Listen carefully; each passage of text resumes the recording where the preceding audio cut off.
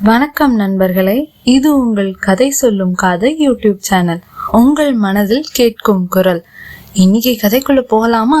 இந்த கதையின் தலைப்பு ஓணம் பூக்களம் ஆனவள், பாகம் 3. ரவிச்சந்திரன் மாளிகையில் ஓணம் முடிந்த நாளில் இருந்து அவன் அன்னை அவளின் மகனான ரவியின் நடத்தையில் மாற்றத்தை உணர்கிறாள். அவன் தீராத சுமை தாங்குபவன்தான். ஆனால் அதையெல்லாம் ஒரே மாலையில் மூட்டை கட்டிவிட்டது போல் ஒரே இடத்தில் அமர்ந்து விட்டத்தை பார்த்து தீராத யோசனையில் ஆழ்வது, உணவு அமர்ந்து தட்டில் கோலம் போட்டுக்கொண்டே எதையோ யோசிப்பது என்று அவனின் நடவடிக்கையில் மாற்றம் நிகழ்ந்தாலும் என்ன ஏது என்று தாயானவள் அவனிடம் கேட்டிருக்கவில்லை. அவனின் அம்மாவின் பெயர் லக்ஷ்மி நாயர். வெளியிலோ மென்மை, உள்ளுக்குள்ளோ அவளின் கணவனும் அவர்களின் குடும்பத்தாரும் விட்டு சென்ற மரபை காப்பாற்றி மகன், குடும்பம், குழந்தை என்று அவளின் கணவன் போல் மதிப்புமிக்க மனிதனாய் வாழ்வதை பார்க்க வேண்டும் என்றும் ஆசையை கொண்டிருப்பவள்.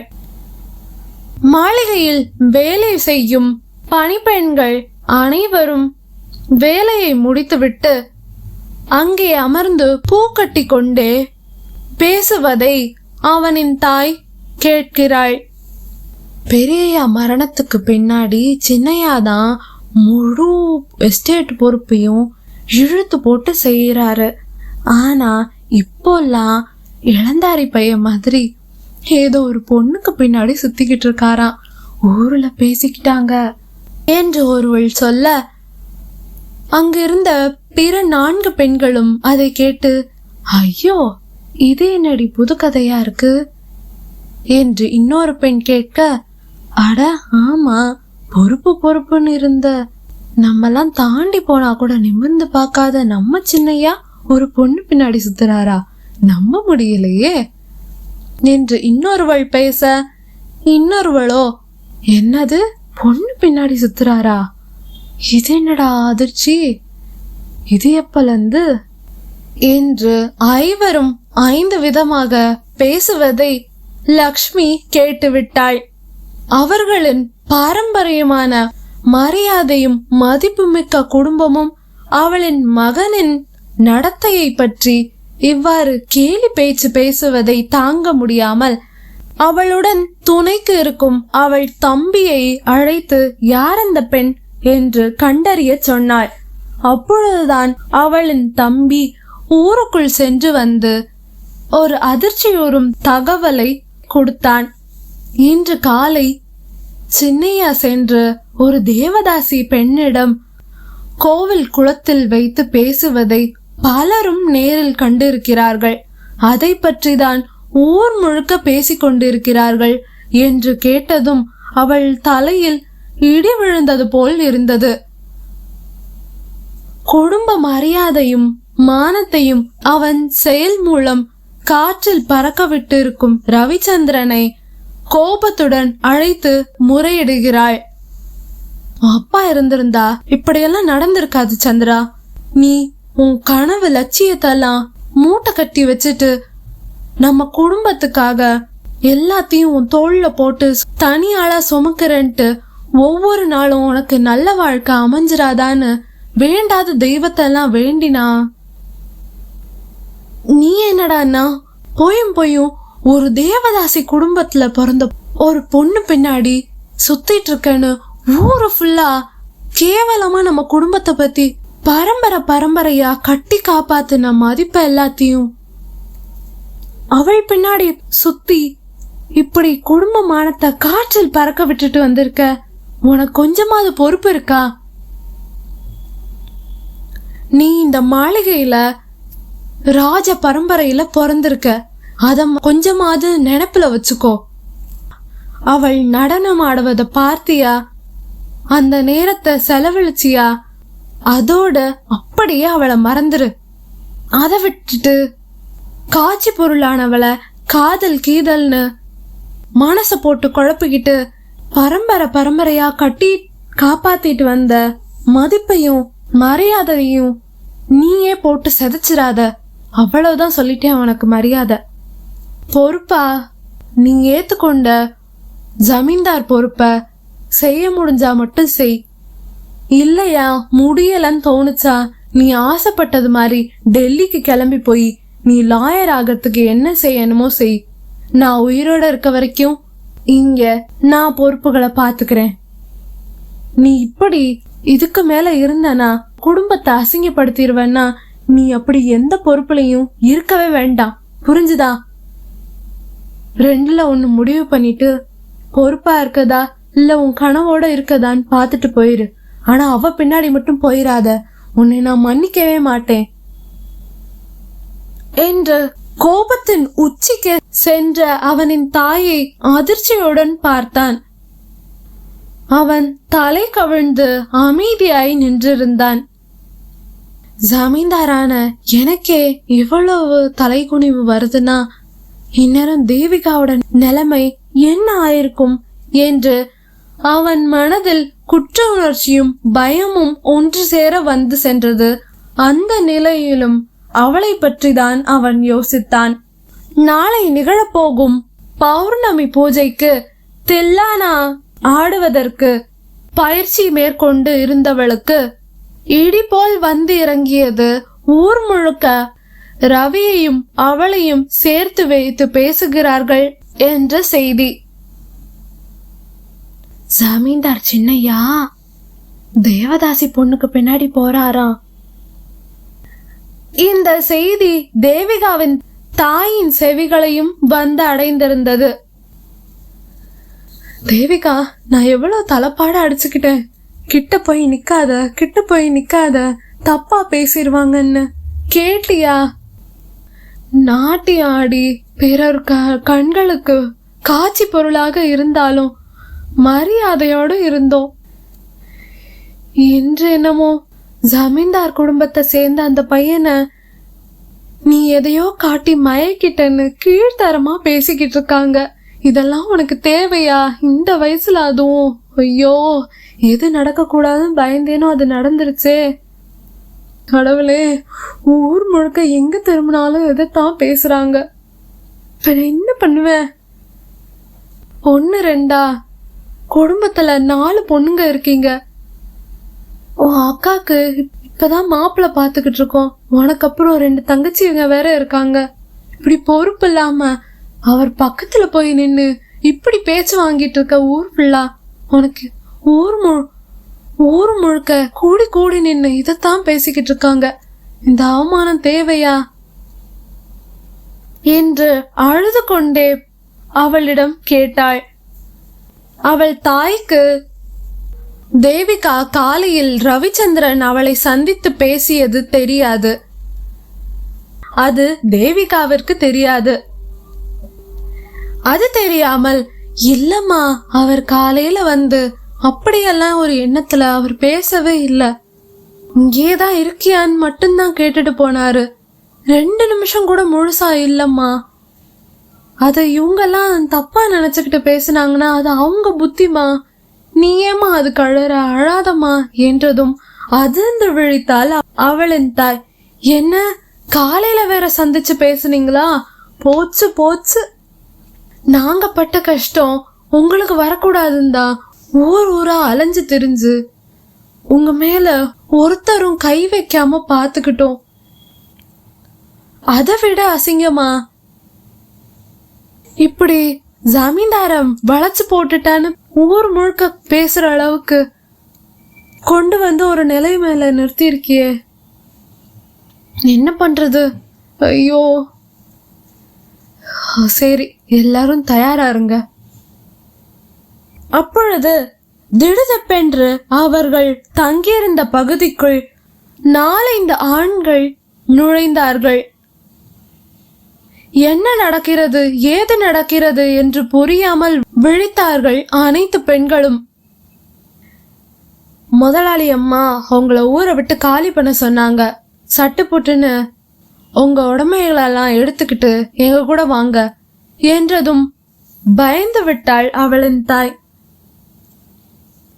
தேவிகாவை தான் ஜமீன்தார் அவனின் தேவைக்காக அழைக்கிறாளோ என்று பயந்து, இல்ல தம்பி, அப்படியெல்லாம் பேசாதீங்க, என் பொண்ணு ரொம்ப சின்ன பொண்ணு, அவளுக்கு வேண்டாம், வேண்டாமே, விட்டுருங்க அவள என்று சற்றும் யோசிக்காமல் காலில் விழுந்து கெஞ்சினாள். லக்ஷ்மியின் தம்பியோ அங்கு பின்னாடியில் இருந்து நுழைந்தார். இந்த எண்ணம் வேற இருக்கா உனக்கு? அசிங்கமா இல்ல? உங்க நிலைமை என்ன? அதுக்கு ஜமீன்தார் பையன் கேக்குதா? முதல்ல அவங்க துணிமணியெல்லாம் எடுத்துக்கிட்டு மூட்டை முடிச்சோட கிளம்புங்கம்மா எங்க பின்னாடி. நாங்க உங்களை வேற கோயிலுக்கு அனுப்பி வைக்கிறோம், அங்க போய் இருந்துக்கோங்க, இந்த ஊர்ல இனிமே உங்களுக்கு இடம் கிடையாது என்று எவ்வளவு கீழ்த்தரமாக அசிங்கப்படுத்தி பேச முடியுமோ ஒரே வாக்கியத்தில் உயிர் வாழ்வதே இதற்காகத்தான் என்பது போல் பேசிவிட்டான் அந்த மனிதன். இதை கேட்ட தேவிகாவிற்கு கோபம் பொற்று கொண்டு வந்தாலும், தேவதாசி பெண்தானே என்ற நீங்காத கலக்கம் அவள் வாழ்வையே சூறையாடியது. இனியும் சூறையாடும் என்பதை உணர்ந்து அனைத்தையும் மூட்டை கட்டி கொண்டு என்று ஜமீன்தார் குடும்பத்தின் ஜீப்பிலேயே ஏற்றி அடுத்த ஊருக்கு பிரயாணப்பட்டார்கள். இதை அறிந்த ரவியின் நண்பனான கிருஷ்ணன் ரவியிடம் ஓடி சென்று, ஹே ரவி, உனக்கு விஷயம் தெரியுமா? உன் மாமா தேவிகாவோட குடும்பத்தை மிரட்டி ஊரை விட்டு விரட்டுறாங்கடா. இப்பதான் பார்த்தேன் மச்சான், அதான் உடனே உன்கிட்ட பார்த்து சொல்லலான்னு வந்தேன். சீக்கிரம் ஏதாவது பண்ணுடா. எந்த தப்புமே பண்ணாம அந்த பொண்ணு அவமானப்படுத்தி அவ குடும்பத்தோட அடுத்த ஊருக்கு விரட்டி விடுறாங்கடா என்று மூச்சிறைக்க சொன்னான். அதை கேட்ட ரவிக்கு தனது தாய் இப்படியெல்லாம் ஒரு தீய செயலை செய்வார்களா என்று அதிர்ந்தான். இவ்வாறு ஊர் முழுக்க பேசி யாருடன் அசிங்கப்படுத்தினார்களோ, செய்யாத தவறுக்கு தலை குனிய செய்தார்களோ, அவர்கள் முன்னிலையில் அவளை தலை நிமிரச் செய்வது போல் ஊரார்க்கு முன் அவளை திருமணம் செய்து கொள்ளும் எண்ணத்தில் ரவியும் அவ்விடத்திலிருந்து அவன் ஜீப் நிறுத்தியிருந்த இடத்திற்கு ஓடினான். அங்கு பார்த்தால் அவனின் ஜீப் இல்லை. இந்த மாதிரி செய்யாத தப்புக்கு ஒரு பொண்ணை அசிங்கப்படுத்தினா எனக்கு அது போல இந்த பதவியோ மாளிகையோ எல்லாம் எனக்கு வேண்டாம். அது இரவு நேரம் ஆயினும் அவன் தாய் பேசிய விரக்தியுடன் இருந்தவன் எதையும் பற்றி யோசிக்காமல் கோவிலுக்கு ஓடியே சென்றான் தெருக்குள் வழியாக.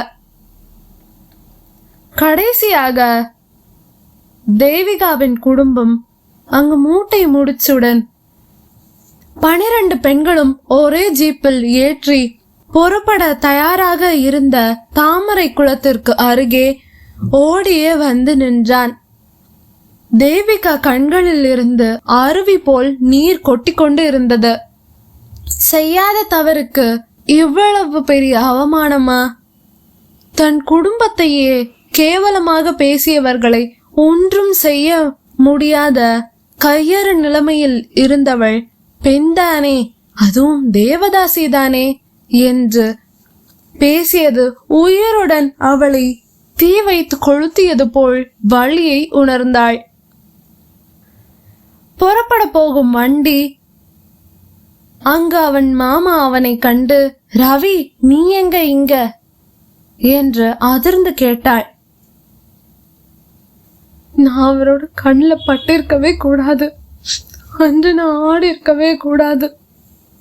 அக்கா உடம்பு சேரலன்னு தான் நான் ஆட போனேன், அதுக்கு இவ்வளோ அவமானமா என்று அழுது கொண்டே இருந்தவள் ரவி என்ற பெயரை கேட்டதும் நிமிர்ந்து அவனைத்தான் பார்த்தாள். அவனை பார்க்கவே அவள் மனம் மீண்டும் தீயில் கருகுவது போல் வேதனை தந்தது. அந்த நேரம் ஓடி வந்த ரவிச்சந்திரன் மூச்சிறைத்து கொண்டே, தேவிகா, நீ போனா என் வாழ்க்கையே சூனியமாயிரும். இந்த ஊர் இல்ல, இந்த உலகமே நீ வெறும் தேவதாசிதான்னு இழிவுபடுத்தினாலும் என் கண்ணுக்கு நீ தேவதை தான். உண்மைதான், எல்லாரும் பேசுறது உண்மைதான். நான் உன்னை லவ் பண்றேன், புரிஞ்சுக்கோ, இனி நம்பு. நான் உன்னை தப்பான எண்ணத்துலலாம் உன்னை யூஸ் பண்ணிட்டு கைவிட்ட மாட்டேன். ப்ளீஸ் என்னை விட்டு போகாத என்று அந்த ஜீப்பை வழிமறைத்து அவளிடம் கெஞ்சும் குரலில் மூச்சிறைக்க பேசினான். அவள் அதிர்ச்சியோடு விழித்து விழித்து கண்களை விரித்து பார்த்தாள். அவனின் மாமாவோ, ஆல்ரெடி ஊர் ஃபுல்லா நம்ம குடும்பத்தை பத்தி கூடி கூடி நின்னு தப்பா பேசுறாங்க சந்திரா. உன் பரம்பரை மரியாதை மதிப்பும் ஒரே ஒரு பொண்ணுக்காக அழிச்சிடாத. உன் அம்மாக்கு தெரிஞ்ச இதெல்லாம் தாங்க மாட்டாப்பா என்று சொல்லி அவனை ஜீப் முன்னாடியில் இருந்து இழுத்து டிரைவருக்கு புறப்பட சொல்லி கண்ணசைவில் செய்கை காட்டினார். ரவிச்சந்திரன் சற்றும் அசையாமல் அங்கேயே நின்று கொண்டு, என் அப்பா உயிரோட இருந்திருந்தாலும் அவர் கூட நாங்க செய்யாத தப்புக்கு அவமானப்பட்ட யாரையும் தலை குனிய விடமாட்டாரு. அவர் உயிரோட இருந்திருந்தாலும் என்னையதான் ஆதரிச்சிருப்பாரு. எனக்கு அவரை பத்தி நல்லா தெரியும்.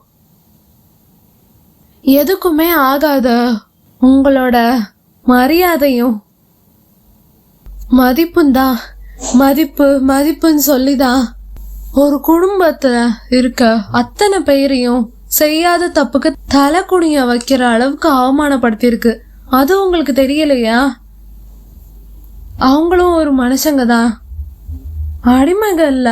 நினைச்சா இஷ்டத்துக்கு அவங்கள வேற ஊருக்கு போ, அங்க போ, இங்க போன்னு இவ்வளவு இரவு நேரத்துல நம்ம குடும்பத்து பெண்ணுனா எங்கேயாவது அனுப்பி விடுவீங்களா என்று கேட்டதும் அவருக்கே என்ன பதில் சொல்வது என்று தெரியாமல் தலை கவிழ்ந்து நின்று கொண்டிருந்தார். என் தந்தை இடத்துல அவரோட பொறுப்பு மட்டும் ஏற்று நான் மதிப்போட தான் இருக்க பாக்குறேன். ஆனா செய்யாத தப்புக்கு யாரையும் தலை குனிய விட மாட்டேன். இவர்களும் இந்த ஊர்ல இருக்க ஒரு மனுஷங்க தான், பெண்கள் தான், தேவதாசி தான். இனி யாரும் தவறாக சித்தரித்து பேசக்கூடாது. அவள் அழுது அழுது கண்கள் வீங்கி சிவந்து இருந்து மயங்கும் நிலையில் இருந்தாள். ஆனால் ரவிச்சந்திரன் அவன் மாமாவிடம் இதை சொல்லிவிட்டு ஜீப்பில் இருந்து அனைவரையும் இறங்குங்கள் என்று சொல்லி அவள் கைகளை பிடித்ததும் அவள் அழுகை நிறுத்திவிட்டு மயங்கும் நிலையில் அவனை ஏறிட்டு பார்த்தாள். எனக்கு இந்த ஜாதி தீண்டாமை மேல எல்லாம் நம்பிக்கை இல்ல. 100 ஆண்டுகளாக இல்ல, எத்தனை ஆண்டுகளாக சரித்திரம் எங்க குடும்பத்தை ராஜ பரம்பரைன்னு இந்த ஊரே மதிச்சு பேசியிருக்கு. நான் தான் உன்னை காதலிச்சேன், உன்னை பயன்படுத்திக்கிறதுக்காக இல்ல, நான் உன்னை கல்யாணம் பண்ணிக்கிறதுக்காக. தேவிகா, நீ உன் வாழ்க்கையை என்னோட பகிர்ந்துப்பியா? என் வாழ்க்கை துணையா ஆகிவிடு. லண்டனில் படித்தவன் என்பதை பறைசாற்றும் விதமாக அவளுக்கு ப்ரொபோஸ் செய்தான். அவள் தலை கவிழ்ந்தே அப்படியே என்று கேவி கொண்டு இருந்தாள். அவள் தாயோ அதிர்ந்து விழித்தாள். அவள் வாழ்க்கையில் பல ஆண்களை சந்தித்தது உண்டு. ஆனால் அவர்கள் அனைவரும் அவரவர் தேவைக்காக அவளின் நாட்டியத்தில் மயங்கி ஒரு நாள் இரவுக்கு அழைத்தார்களே தவிர வாழ்க்கை துணையாக இல்லை. அவள் சந்தித்திருந்த அவ்வளவு கேவலமான ஆண்களை விட ரவி மாறுபட்டவனாக தெரிந்தான். ஆனால் அவன் ஜமீன்தார் பரம்பரையைச் சேர்ந்தவன் என்ற ஒரு பயம் இருந்தது அனைத்து பெண்களுக்கும். தேவிகாவிற்கும் அதே மனநிலைதான். அவள் கேட்டு ஆண்கள் என்றாலே பயந்து கொண்டு இருந்தவள் இவ்வாறு ஒருவன் அவள் வாழ்க்கையில் இருந்த அனைத்து கேள்விகளுக்கும் துயருக்கும் விடுதலை அளிப்பவனாக வந்திருப்பதை அவள் அதிர்ச்சியுடன் என்ன பதில் பேசுவது என்று தெரியாமல் நின்று கொண்டு இருந்தாள். நள்ளிரவு நாள் அதுவுமாக பௌர்ணமி நேரத்திற்கு செண்டை வாத்தியம் முழங்க அங்கு நடை திறக்கப்பட்டு இரவு பூஜை நிகழத் தொடங்கியதும் மயங்கும் நிலையில் நின்றிருந்த தேவிகா அவன் மாரில் சாய்ந்தாள்.